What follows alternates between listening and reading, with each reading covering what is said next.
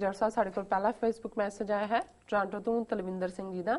ਇਹ ਲਿਖਦੇ ਹਨ, ਸਰਬੱਤ ਖਾਲਸਾ, ਮਾਨ ਸਾਹਿਬ, ਪੰਜ ਪ੍ਰਧਾਨੀ ਦਲ ਖਾਲਸਾ, ਅਮਰੀਕ ਸਿੰਘ ਅਜਨਾਲਾ, ਜਥੇਦਾਰ ਰਣਜੀਤ ਸਿੰਘ। ਇਹ ਉਹ ਇਨਸਾਨ ਜਾਂ ਜਥੇਬੰਦੀਆਂ ਹਨ ਜਿਨ੍ਹਾਂ ਨੇ ਸਾਰੀ ਉਮਰ ਕੌਮ ਲਈ ਕੁਰਬਾਨ ਕੀਤੀ ਹੈ। ਸਭ ਨੂੰ ਇਕੱਠੇ ਹੋ ਕੇ ਕੌਮ ਨੂੰ ਅੱਗੇ ਲੈ ਕੇ ਜਾਣਾ ਚਾਹੀਦਾ ਹੈ। ਮੌਜੂਦਾ ਸਮੇਂ ਵਿੱਚ ਪੰਥ ਪ੍ਰੀਤ ਸਿੰਘ, ਰਣਜੀਤ ਸਿੰਘ ਢੱਡਰੀਆਂ ਵਾਲੇ ਵਧੀਆ ਸੇਵਾ ਕਰ ਰਹੇ ਹਨ। ਇਹਨਾਂ ਸਭ ਨੂੰ ਹਰ ਹਾਲਤ ਵਿੱਚ ਨਾਲ ਲੈ ਕੇ ਚੱਲਣਾ ਚਾਹੀਦਾ ਹੈ। ਸਿੱਖ ਨੌਜਵਾਨਾਂ ਨੂੰ ਪੂਰੀ ਮਾਨਤਾ ਦੇਣੀ ਹੋਵੇਗੀ। ਜੋ ਲੋਕ ਬਾਦਲ ਪੱਖੀ ਰਹੇ ਹਨ, ਛੱਕ ਦੇ ਘੇਰੇ ਵਿੱਚ ਹਨ, ਮੋਖਾ, ਦਾਦੂਵਾਲ, ਪੀਰ ਮੁਹੰਮਦ, ਇਹਨਾਂ ਕੋਲੋਂ ਬਚ ਕੇ ਰਹਿਣਾ ਚਾਹੀਦਾ ਹੈ। ਇਹ ਸਰਬੱਤ ਖਾਲਸਾ ਮਾਨ ਅਕਾਲੀ ਦਲ, ਯੂਨਾਈਟਿਡ ਅਕਾਲੀ ਦਲ ਦਾ ਨਹੀਂ ਬਲਕਿ ਸਾਰੇ ਪੰਥ ਦਾ ਹੈ। ਅਕਾਲ ਤਖਤ ਸਾਹਿਬ SGPC ਆਜ਼ਾਦ ਕਰਾਉਣਾ ਮੁੱਖ ਮੁੱਦਾ ਹੈ। ਦੂਸਰਾ, ਬਾਪੂ ਸੂਰਤ ਸਿੰਘ ਜੀ ਦਾ ਰਿਹਾਈ ਮੋਰਚਾ। ਤੀਸਰਾ, ਗੁਰੂ ਗ੍ਰੰਥ ਸਾਹਿਬ ਜੀ ਦਾ ਸਤਕਾਰ, ਸੁਰੱਖਿਆ, ਸਿੱਖ ਮੀਡੀਆ, ਸਿੱਖ ਪ੍ਰਚਾਰ, ਬਾਦਲ, ਮੱਕੜ, ਜਥੇਦਾਰ, ਕਾਲੀ, MLA, MP, SGPC ਮੈਂਬਰਾਂ ਦਾ ਮੁਕੰਮਲ ਬਾਈਕਾਟ। ਸੱਤਵਾਂ, ਪਿੰਡ ਵਿੱਚ ਇੱਕ ਗੁਰੂ ਘਰ ਹੋਵੇ। 2 ਤੋਂ 5 ਗ੍ਰੰਥੀ ਸਿੰਘਾਂ ਦੀ ਡਿਊਟੀ ਹੋਣੀ ਚਾਹੀਦੀ ਹੈ। CCTV ਕੈਮਰਾ, ਗ੍ਰੰਥੀ ਦੀ ਤਨਖਾਹ ਵੱਧ ਹੋਣੀ ਚਾਹੀਦੀ ਹੈ। ਔਰਤਾਂ, ਨੌਜਵਾਨਾਂ ਨੂੰ ਨਾਲ ਮਿਲਾ ਕੇ ਇੰਟਰਨੈਸ਼ਨਲ ਪੈਨਲ ਬਣਨਾ ਚਾਹੀਦਾ ਹੈ। ਅਸ਼ਲੀਲ ਫਿਲਮਾਂ, ਗਾਣਿਆਂ ਤੇ ਐਕਟਰਾਂ ਤੇ ਬੈਨ। ਦਾਜ ਅਤੇ ਕੁੜੀਆਂ ਨੂੰ ਕੁੱਖ 'ਚ ਮਾਰਨ ਤੋਂ ਰੋਕਣ ਲਈ ਸਖਤ ਸਜ਼ਾ ਹੋਣੀ ਚਾਹੀਦੀ ਹੈ। ਅੰਮ੍ਰਿਤਧਾਰੀ ਬੱਚਿਆਂ ਅਤੇ ਗਰੀਬ ਲੋਕਾਂ ਲਈ ਮੁਫਤ ਸਿੱਖਿਆ ਦਾ ਪ੍ਰਬੰਧ ਕਰਨ ਦੀ ਲੋੜ ਹੈ। ਇਤਿਹਾਸਕ ਸਥਾਨਾਂ ਨੂੰ ਸੰਭਾਲਣਾ ਚਾਹੀਦਾ ਹੈ। ਦਲਿਤ ਅਤੇ ਗਰੀਬ ਲੋਕਾਂ ਨੂੰ ਨਾਲ ਲੈ ਕੇ ਚੱਲਣਾ ਚਾਹੀਦਾ ਹੈ। ਕੋਈ ਜਾਤ ਨਹੀਂ ਸਿੱਖ ਦੀ। ਸ਼ਹੀਦ ਪਰਿਵਾਰ ਜੋ ਜੇਲ੍ਹ ਵਿੱਚ ਹਨ, ਉਹਨਾਂ ਨੂੰ ਪੱਕੀ ਵੱਧ ਤੋਂ ਵੱਧ ਤਨਖਾਹ ਲਾਉਣੀ ਚਾਹੀਦੀ ਹੈ। ਜੋ SGPC ਅਧੀਨ ਸਕੂਲ ਅਤੇ ਕਾਲਜ ਹਨ, ਉੱਥੇ ਬੱਚਿਆਂ ਨੂੰ ਐਡਮਿਸ਼ਨ ਫ੍ਰੀ ਹੋਣੀ ਚਾਹੀਦੀ ਹੈ। ਜੀ ਡਾਕਟਰ ਸਾਹਿਬ। ਵੀਰ ਦਲਵਿੰਦਰ ਸਿੰਘ ਜੀ ਦਾ ਸ਼ੁਕਰੀਆ। ਉਹਨਾਂ ਨੇ ਸਾਨੂੰ ਟੋਰਾਂਟੋ ਤੋਂ ਲਿਖਿਆ। ਉਹਨਾਂ ਦੀਆਂ ਉੱਪਰੋਂ ਥੱਲੇ 2-3 ਈਮੇਲਸ ਨੇ। ਹਰ ਵਾਰ ਅਸੀਂ ਕੱਢਦੇ ਰਹਿੰਦੇ ਹਾਂ, ਜਦੋਂ ਤੱਕ ਉਹਨਾਂ ਦੀ ਵਾਰੀ ਆਉਂਦੀ ਹੈ ਵਕਤ ਹੋ ਜਾਂਦਾ ਜੀ। ਸੋ ਇਹ ਅਸੀਂ ਉਹਨਾਂ ਦੀ ਲੇਟੈਸਟ ਈਮੇਲ ਪਿਕ ਕੀਤੀ ਹੈ। ਉਹਨਾਂ ਨੇ 10 ਨਵੰਬਰ ਦੇ ਸਰਬੱਤ ਖਾਲਸਾ ਦੇ ਹਵਾਲੇ ਨਾਲ ਹੀ ਪਹਿਲਾਂ ਜਿਹੜੇ ਨਾਂ ਸੁਜੈਸਟ ਕੀਤੇ ਨੇ, ਤੁਸੀਂ ਪੜ੍ਹੇ ਨੇ ਜੀ। ਉਹਨਾਂ ਨੇ ਕਿਹਾ ਕਿ ਵੀ ਇਹ ਕੁਰਬਾਨੀ ਵਾਲੇ ਸਿੰਘ ਨੇ ਔਰ ਇਹਨਾਂ ਨੂੰ ਜਿਹੜਾ ਸਿਰ ਜੋੜ ਕੇ ਬੈਠ ਕੇ ਇਸ ਸਾਰੇ ਦਾ ਹਿੱਸਾ ਬਣਨਾ ਚਾਹੀਦਾ। ਫਿਰ ਉਹਨਾਂ ਨੇ ਜਿਹੜੇ ਨਵੇਂ ਇਸ ਦੌਰ ਦੇ ਵਿੱਚ ਇਹਨਾਂ ਨੇ ਰੋਲ ਅਦਾ ਕੀਤਾ, ਭਾਈ ਪੰਥਪ੍ਰੀਤ ਸਿੰਘ ਜਾਂ ਸੰਤ ਢੱਡਰੀਆਂ ਵਾਲੇ, ਉਹਨਾਂ ਦਾ ਜ਼ਿਕਰ ਕੀਤਾ ਵੀ ਉਹਨਾਂ ਨੂੰ ਨਾਲ ਰੱਖਣਾ ਚਾਹੀਦਾ। ਫਿਰ ਉਹਨਾਂ ਨੇ ਸਿੱਖ ਨੌਜਵਾਨਾਂ ਨੂੰ ਮਾਨਤਾ ਕਿ ਇਸ ਦੇ ਵਿੱਚ ਯੰਗਸਟਰਸ ਦਾ ਵੱਧ ਤੋਂ ਵੱਧ ਰੋਲ ਹੋਣਾ ਚਾਹੀਦਾ। ਅਤੇ ਫਿਰ ਕੁਛ ਨਾਂ ਉਹਨਾਂ ਨੇ ਦਾਦੂਵਾਲ, ਮੋਹਕਮ ਸਿੰਘ ਜਾਂ ਕੁਛ ਹੋਰ ਸੁਜੈਸਟ ਕੀਤੇ ਨੇ ਵੀ ਇਹਨਾਂ ਤੋਂ ਬਚਣਾ ਚਾਹੀਦਾ। ਇਹ ਬਾਦਲ ਦੇ ਲੋਇਲ ਰਹੇ ਨੇ ਜੀ। ਔਰ ਜਿਹੜੇ ਮੁੱਦੇ ਉਹਨਾਂ ਨੇ ਕਿਹਾ ਕਿ ਵੀ ਜਿਨ੍ਹਾਂ ਦੇ ਉੱਤੇ ਸਰਬੱਤ ਖਾਲਸਾ 'ਚ ਫੋਕਸ ਹੋਏ ਕਿ ਅਕਾਲ ਤਖਤ ਸਾਹਿਬ ਨੂੰ ਕਿਵੇਂ ਆਜ਼ਾਦ ਕਰਵਾਇਆ ਜਾਏ, ਬੰਦੀ ਸਿੰਘਾਂ ਦੀ ਰਿਹਾਈ, ਜਿਹੜਾ ਮੁੱਦਾ ਬਾਪੂ ਸੂਰਤ ਸਿੰਘ ਹੋਰਾਂ ਨੇ 15 ਜਨਵਰੀ ਤੋਂ ਆਪਣੀ ਭੁੱਖ ਹੜਤਾਲ ਦੇ ਨਾਲ ਜਾਰੀ ਰੱਖਿਆ ਹੋਇਆ। ਸ਼੍ਰੀ ਗੁਰੂ ਗ੍ਰੰਥ ਸਾਹਿਬ ਦਾ ਸਤਿਕਾਰ ਕਿਵੇਂ ਕਾਇਮ ਰਹੇ, ਬੇਅਦਬੀ ਦੀਆਂ ਘਟਨਾਵਾਂ ਕਿਵੇਂ ਰੁਕਣ ਜੀ, ਔਰ ਕਿਵੇਂ ਸਿੱਖ ਮੀਡੀਆ ਜਿਹੜਾ ਉਹ ਡਿਵੈਲਪ ਹੋਏ ਔਰ ਉਸ ਨੂੰ ਉਤਸ਼ਾਹਿਤ ਕੀਤਾ ਜਾਏ ਤਾਂ ਕਿ ਕੌਮੀ ਗੱਲ ਅੱਗੇ ਤੁਰੇ। ਅਕਾਲੀਆਂ ਦਾ ਜਿਹਦੇ 'ਚ ਉਹਨਾਂ ਦੇ ਪਾਰਟੀ SGPC ਜਥੇਦਾਰ ਉਹਨਾਂ ਦੇ ਮੁਕੰਮਲ ਬਾਈਕਾਟ ਦੀ ਗੱਲ, ਔਰ ਕੁਛ ਉਹਨਾਂ ਨੇ ਜਿਹੜਾ ਮੈਂ ਕੁਇਕਲੀ ਲਿਖ ਸਕਿਆ ਕਿ ਵੀ ਪਿੰਡਾਂ ਦੇ ਵਿੱਚ ਇੱਕ ਗੁਰੂ ਘਰ ਹੋਏ, ਉਸ ਵਿਚਲੇ ਗ੍ਰੰਥੀ ਦੀ ਚੰਗੀ ਤਨਖਾਹ ਹੋਏ, CCTV ਕੈਮਰੇ ਹੋਣ, ਔਰ ਇਹ ਸਾਰੇ 'ਚੋਂ ਸਰਬੱਤ ਖਾਲਸਾ 'ਚੋਂ ਇੱਕ ਇੰਟਰਨੈਸ਼ਨਲ ਪੈਨਲ ਜਿਹੜਾ ਜਿਸ ਦੇ ਵਿੱਚ ਬੀਬੀਆਂ ਦੀ ਨੁਮਾਇੰਦਗੀ ਵੀ ਹੋਏ, ਉਹ ਨੌਜਵਾਨਾਂ ਦੀ ਉਹਨੂੰ ਫਲੋਟ ਕੀਤਾ ਜਾਏ ਜੀ। ਔਰ ਇਹ ਫੈਸਲੇ ਹੋਣ ਕਿ ਵੀ ਕੁੱਖ 'ਚ ਬੱਚੀਆਂ ਨੂੰ ਨਾ ਮਾਰਿਆ ਜਾਏ ਜੋ ਕੁੜੀ ਮਾਰ ਨੇ, ਔਰ ਗਰੀਬਾਂ ਦੇ ਲਈ ਸਿੱਖਿਆ ਔਰ ਖ਼ਾਸ ਤੌਰ 'ਤੇ ਦਲਿਤ ਵਰਗ ਨੂੰ ਨਾਲ ਲੈਣ ਲਈ। ਔਰ ਇਸ ਗੱਲ ਨੂੰ ਉਹਨਾਂ ਨੇ ਕਿਹਾ ਵੀ ਸਿੱਖਾਂ 'ਚ ਕੋਈ ਜ਼ਾਤ ਪਾਤ ਨਹੀਂ ਹੈ। ਔਰ ਸ਼ਹੀਦ ਪਰਿਵਾਰ ਜਿਹੜੇ ਨੇ ਔਰ ਖ਼ਾਸ ਤੌਰ 'ਤੇ ਜਿਹੜੇ ਜੇਲ੍ਹਾਂ 'ਚ ਵੀ ਬੰਦ ਨੇ, ਉਹਨਾਂ ਦੇ ਪਰਿਵਾਰਾਂ ਨੂੰ ਉਹਨਾਂ ਦੇ ਗੁਜ਼ਰ ਦੇ ਲਈ ਪੱਕੀ ਤਨਖਾਹ ਲਾਈ ਜਾਏ, ਉਹਨਾਂ ਦਾ ਕਹਿਣਾ ਜੀ। ਔਰ ਇਹੀ ਮੁੱਖ ਤੌਰ ਦੇ ਉੱਤੇ ਹੈ ਵੀ ਇਹ ਸਾਡੇ ਆਬਜੈਕਟਿਵ ਹੋਣੇ ਚਾਹੀਦੇ ਨੇ।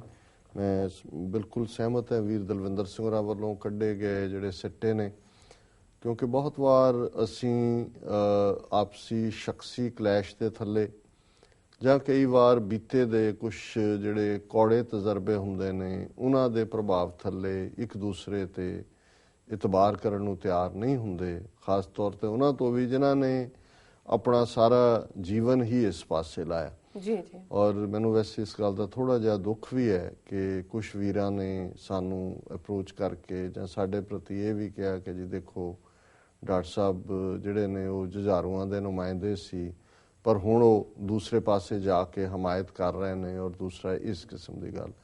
ਔਰ ਮੈਂ ਫॉर ਰੈਕਡ ਸੇ ਕਿ ਬਿਲਕੁਲ ਕਲੀਅਰ ਕਰ ਦੇਣਾ ਚਾਹੁੰਦਾ ਹਾਂ ਵੀ ਇਹਦੇ 'ਚ ਕੋਈ ਸ਼ੱਕ ਨਹੀਂ ਹੈ ਕਿ ਜਿਵੇਂ ਕੌਮੀ ਸੰਘਰਸ਼ ਦੇ ਲਈ 18ਵੀਂ ਸਦੀ ਦੇ ਵਿੱਚ ਜਿਹੜਾ ਵੀ ਜਿਸ ਮਿਸਲ ਦੇ ਨਾਲ ਜੁੜਿਆ ਮਿਸਲ ਦੇ ਝੰਡੇ ਥੱਲੇ ਉਹ ਰਿਹਾ, ਪਰ ਅਲਟੀਮੇਟ ਲਾਇਲਟੀ ਜਿਹੜੀ ਸੀ ਮਿਸਲਾਂ ਦੇ ਉਹਨਾਂ ਜਿਹੜੇ ਉਹਨਾਂ ਦੇ ਨਾਲ ਜੁੜੇ ਹੋਏ ਸੀ ਉਹ ਗੁਰੂ ਪੰਥ ਲਈ ਸੀ, ਅਕਾਲ ਤਖਤ ਤੇ ਜੁੜ ਕੇ ਖਾਲਸਾ ਰਾਜ ਦੀ ਕਾਇਮੀ ਔਰ ਉਸ ਨੂੰ ਅੱਗੇ ਸਥਿਰ ਕਰਨ ਦੇ ਲਈ ਸੀ। ਸੋ ਅਸੀਂ ਜਦੋਂ ਜਿਸ ਮਿਸਲ ਦਾ ਝੰਡਾ ਅਸੀਂ ਚੁੱਕਿਆ ਜਾਂ ਜਿਸ ਤੇ ਅਸੀਂ ਸਪੋਕਸਪਰਸਨ ਬਣੇ 1991 ਚ, ਉਹ ਮਿਸਲ ਜੁਝਾਰੂਆਂ ਹੀ ਸੀ ਜਿਨ੍ਹਾਂ ਨੇ ਹਥਿਆਰਬੰਦ ਸੰਘਰਸ਼ ਦੇ ਨਾਲ ਹਕੂਮਤ ਨੂੰ ਚੈਲੰਜ ਕੀਤਾ।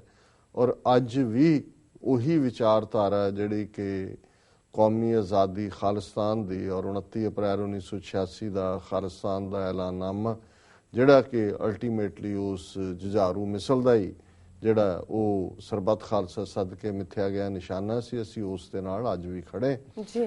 ਇਹ ਸਾਰੇ ਦੌਰ ਦੇ ਵਿੱਚ ਇਹ ਗੁਰੂ ਦੀ ਭੈ ਭਾਵਨੀ ਚ ਮੈਂ ਕਹਿ ਸਕਦਾ ਕਿ ਮੈਂ ਕਦੇ ਵੀ ਬਾਇਸਡ ਹੋ ਕੇ, ਹਾਲਾਂ ਜਥੇਬੰਦੀਆਂ ਜਿਹੜੀਆਂ ਮੁੱਢਲੇ ਤੌਰ ਤੇ ਪੰਥਕ ਕਮੇਟੀ ਦੀ ਕਮਾਂਡ ਥੱਲੇ ਸਨ, Khalistan commando force, Khalistan liberation force, Babbar Khalsa international, ਫਿਰ ਪਿੰਡਾਂ ਵਾਲੇ ਟਾਈਗਰ ਫੋਰਸ ਆਈ, ਸਿੱਖ ਸਟੂਡੈਂਟ ਫੈਡਰੇਸ਼ਨ, ਬੱਬਰ ਖਾਲਸਾ ਬਾਹਰ ਆ ਗਏ, ਉਹਨਾਂ ਦੀ ਆਪਣੀ ਇੰਡੀਪੈਂਡੈਂਟ ਹੋਂਦ ਹੋ ਗਈ।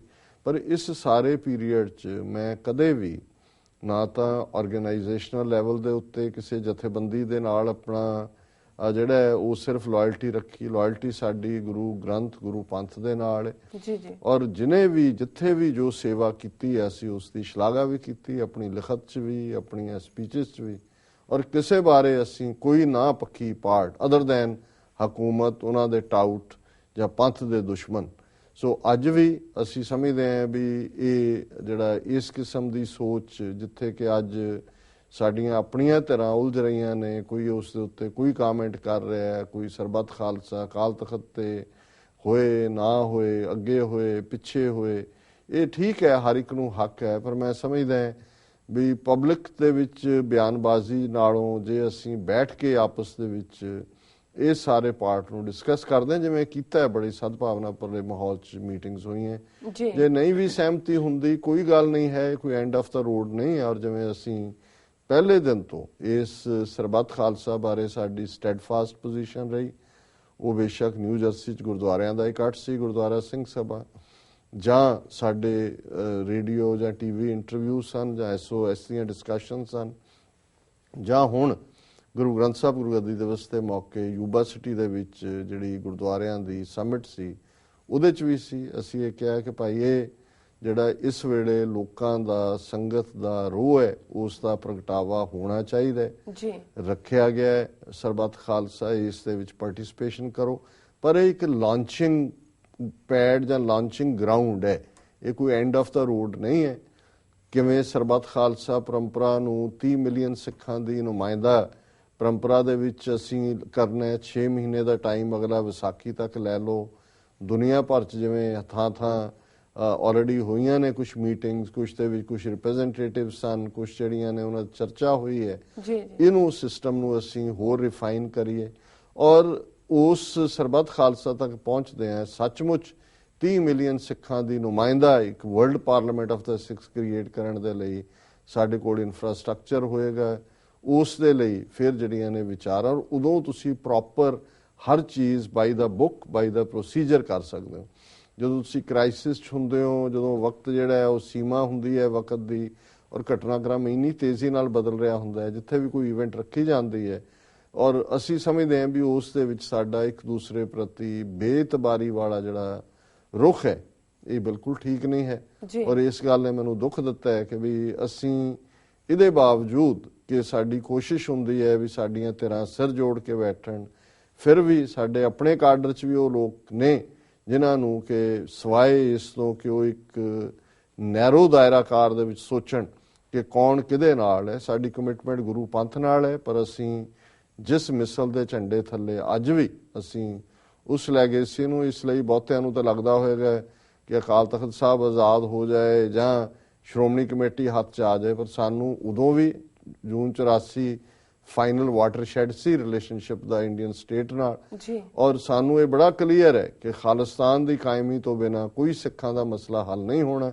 ਪਰ ਕਿਉਂਕਿ ਇਸ ਵੇਲੇ ਇੱਕ ਉਭਾਰ ਹੈ, ਬਹੁਤਿਆਂ ਨੂੰ ਲੱਗਦਾ ਹੈ ਕਿ ਜੀ ਪਹਿਲਾਂ ਅਸੀਂ ਅਕਾਲ ਤਖਤ ਆਜ਼ਾਦ ਕਰਾ ਲਈ, ਹਾਲਾਂਕਿ ਮੈਨੂੰ ਇਹ ਨਹੀਂ ਲੱਗਦਾ ਹੈ ਵੀ ਉੱਥੋਂ ਦੇ ਸੈਟਅਪ ਜਿਹੜੀਆਂ ਗੇਮਸ ਉਹ ਖੇਡ ਰਹੇ ਨੇ। 15 ਕੰਪਨੀਆਂ ਬਾਦਲ ਨੇ ਸੱਦ ਲਈਆਂ, ਸੂਡੋ ਸਕਾਲਰ ਜੇ ਇਕੱਠੇ ਕਰਕੇ ਆਪਣੇ ਹੀ ਜਿਹੜੇ ਨੇ ਉੱਥੇ ਅਨੰਦਪੁਰ ਸਾਹਿਬ 'ਚ ਜਾਂ ਫਤਿਹਗੜ੍ਹ ਸਾਹਿਬ 'ਚ ਕਿ ਜੀ ਨਹੀਂ ਹੋ ਸਕਦਾ, ਉਹਦਾ ਵਿਧੀ ਵਿਧਾਨ ਹੈ। ਤੁਸੀਂ ਨਾ ਵਿਧੀ ਵਿਧਾਨ ਮੰਨਿਆ। ਕੱਲ ਤੱਕ ਤਾਂ ਮੱਕੜ ਇਹ ਕਹਿੰਦਾ ਰਿਹਾ ਜੀ ਸ਼੍ਰੋਮਣੀ ਕਮੇਟੀ ਹੀ ਸਰਬੱਤ ਖਾਲਸਾ ਹੈ, ਕਿਉਂਕਿ ਨੁਮਾਇੰਦਾ ਜਮਾਤ ਹੈ, ਅਸੀਂ ਨੁਮਾਇੰਦਗੀ ਕਰਦੇ ਹਾਂ, ਇਸ ਲਈ ਅਸੀਂ ਸਰਬੱਤ ਖਾਲਸਾ ਹੈ।